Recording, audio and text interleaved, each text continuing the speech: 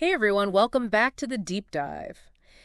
You know you're here because you want to get to the bottom of things. That's right. You want to cut through the noise, you want to get right to what matters, and Absolutely. today we are talking about something that I think so many people struggle with. Yeah, And for sure. and that is getting lean. Mm-hmm. You know, specifically we're talking about getting from 20% body fat down to 10% Yeah. body fat. And we dug into this video by Paul Revelia on YouTube, and he talks about this easiest way to lose fat. Mm-hmm.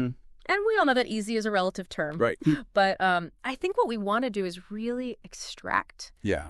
what he's saying and kind of pull out the things that are most practical and sustainable for Totally. most people. Yeah, and I think that's a great point, right? Because I mean, we could get really into the weeds with specific protocols and all that kind of stuff. But at the end of the day, it's really about okay, how can I take this information and actually apply it to my life and see some tangible results. Yeah, and he has, he's a coach. He's worked with tons of people. So let's get into it. Let's do it. One of the first things that really resonated with me was how he talks about this idea of stubborn body fat. Yeah. I think a lot of people, For sure. They get to a certain point with their physique and they're like, oh, I can't get rid of this. This is my stubborn area. Yeah. And he has a really interesting perspective on that. Yeah, he does. So he says body fat is not stubborn. People are stubborn. Right. People are stubborn. And I think that's a really good point. powerful reframe. Right. Right. Because it takes it away from this inherent biological problem. Yeah. And it's no, it's actually a behavioral Yeah. problem. And once you kind of shift your focus to that, it's Yeah. okay, well, now I can actually take control of this. Right. It's not your genetics or Right. something weird about your body. That's not. It's you. So No. that brings us to, if it is us, what are some of the things that we can do Right. to change? Yeah. And to kind of create a lifestyle that will actually get us to that lean physique. Exactly. And that's the key word there, right? It's like a lifestyle. Yes. Not just like a temporary, Fix. Yeah. Good. And so he talks a lot about this idea of planning, right? And I think this is especially true with what you eat. Yes, absolutely. He says that the big difference between people who successfully lose fat versus those who struggle is their approach to meal planning. And I think it's that classic saying, failing to plan is planning to fail. Absolutely. And he says, the people who are successful, almost always they either plan out their meals for the next day or even a couple days in advance, or they have food that's pre-prepped. Right, prepped and ready to go. Ready to go. Because we all know, when you get busy in your day and you're starving and you don't know what to eat, you're gonna Convenience wins out. You're gonna go for the convenient Yeah. thing. And that's usually not the thing that's gonna get you to Yeah. your goals. Right. It's like the decision fatigue sets in, right? Yeah. You're tired, you're hungry, and it's well, I just need to eat something. I need something. Yeah. And that's when those, less than ideal choices kind of creep in. Yeah, and he even talks about meal prep services. And I know a lot of people think that's expensive, but he actually makes a good point that it can actually be cheaper than regularly eating fast food. Yeah, or even on par with, Yeah. going out Yeah. and eating, at restaurants. So There are ways to make it there are. affordable. And he even hinted that he's going to be doing a video about that in the future. That'd be cool. Like how to meal prep Yep. for under $5. Under $5 a meal. That would be huge for people. I think a lot of people would find that valuable. Absolutely, yeah, for sure. Okay, so we talked about nutrition planning. Now let's talk about working out. Yeah. And specifically, he has a really interesting take on cardio. Okay. Yeah. And so many people, I think when they think about burning fat, they think about really intense workouts. Right. High intensity. Yeah. But he suggests that lower intensity, movement, and specifically he calls out walking. Yeah, just walking. Can be very effective. And that's actually something that he's observed with a lot of the people that he's coached is that, a lot of these successful individuals, Yeah.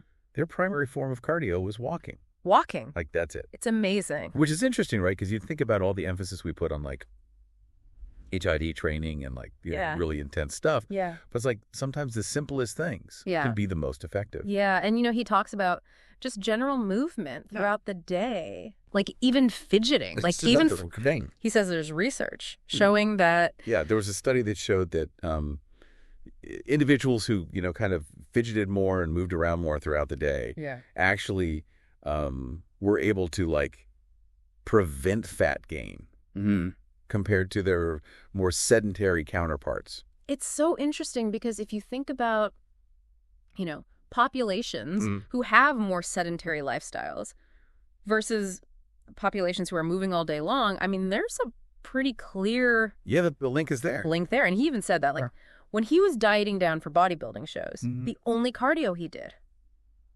was walking. And he won. Those shows, it's pretty amazing. Clearly, it's effective. Right. It goes to show you that you don't necessarily need, like, this super high impact, super intense cardio to actually see results. Now, he does say, it's not just strolling. Right. Like, you do have to walk with a purpose. Yeah, there's a nuance there, right? It's not just like leisurely scrolling through the park. It's like, getting your heart rate up. And he talks about the difference between walking on a flat surface versus walking uphill. And that incline can make a huge difference in terms of calorie burn. Yeah, he says you could potentially burn twice the calories. Just by walking uphill. Yeah, just by adding that incline. So if you're finding that your walking is plateauing, then that's a good... Increase the intensity. Way to increase the intensity. Either walk faster. Walk faster or, add some hills. Or add an incline. So let's talk about the physiology a little bit. Okay. Because I think there's some confusion about when our bodies are actually burning fat during exercise. And he gives some clarification on this. Yeah, he does. And what he says is that how much fat you burn during exercise is primarily determined by the intensity of the activity. Intensity, okay. It's not necessarily about what you've recently eaten. I think some people think that, like, if you eat carbs before you work out, then you're not going to burn fat during the workout. But that's not really how it works. Really how it works. And he says, even when we're sleeping, our bodies are mainly using fat for fuel. Right, predominantly fat for fuel at rest. Yeah, and he says, lower intensity cardio, like walking, tends to use a higher percentage of fat. Of fat for energy, exactly. For energy. So even if you burn fewer calories, the percentage of those calories that's coming from fat is higher. Now, he also mentions that higher intensity exercise, because it's burning through your stored glucose, can lead to a significant increase in hunger. Yeah, because you're depleting those glycogen stores afterwards, which could make it... Makes you hungry? Harder for you to stick to your diet. Yeah, because then you're more likely to overeat later on. Yeah. Whereas he says... Most people don't. Feel that same intense hunger after a walk. So... Yeah. That's a really interesting point. It is, it's interesting to think about, like, how the intensity can actually influence, like, your hunger hormones and and all that. Yeah. So it's like eat less, move more, but with some nuance. With some nuance now. Right. He talks about another really key element to make this easier, and that's deadlines. Deadlines. Oh, that's interesting. So he says that. Yeah. Having a specific deadline for when you want to reach your fat loss goals is crucial. Oh. And without that clear endpoint, it's much less likely and less likely to actually achieve it. And he says even people who aren't like bodybuilders competing in a show, they tend to see better results when they have like a clear target date in mind.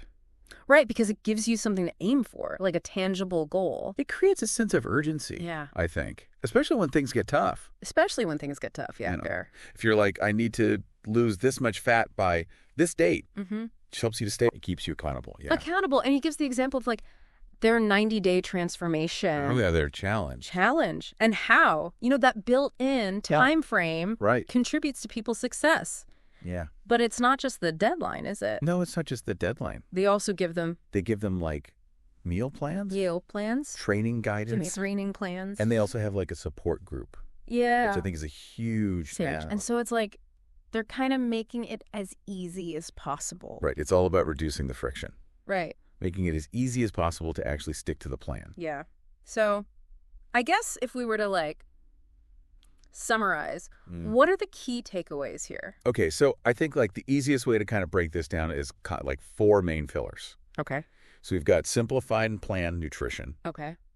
Big emphasis on meal prepping because that's going to like reduce that decision fatigue. Yes. And help you stay consistent. Then we've got incorporating consistent movement throughout your day, prioritizing things like walking and gradually increasing the intensity as you progress. Yeah. And then crucially setting a specific deadline for your goals because that's going to keep you focused and motivated. And you give some really good examples of ways to incorporate more movement, like treadmill desks. Treadmill desks? Yeah, under desk pedal machines. Pedal machines. You know, finding those little windows of time, like before work, after work, you know, during your lunch break. Yeah, little things you could do. Little things you can do to just kind of increase that overall movement throughout the day. Yeah, and I like how he talks about like linking those deadlines to meaningful goals. Right. Like feeling good for an event or, you know, getting ready for summer. Getting ready for summer. And he actually said that his goal is to get lean for summer as he's approaching 50. As he's approaching 50, which is... And he's been into fitness. Inspiring for 30 years. For 30 years. It's like he's still applying these principles.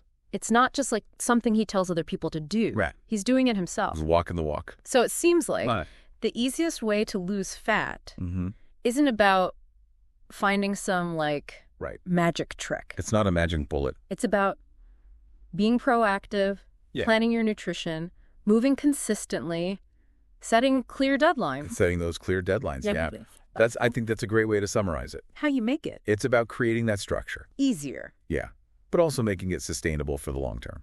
So I guess the question for you listening is, what's one small but significant change that you can implement this week to move you closer to your body composition goals? That's something to think about.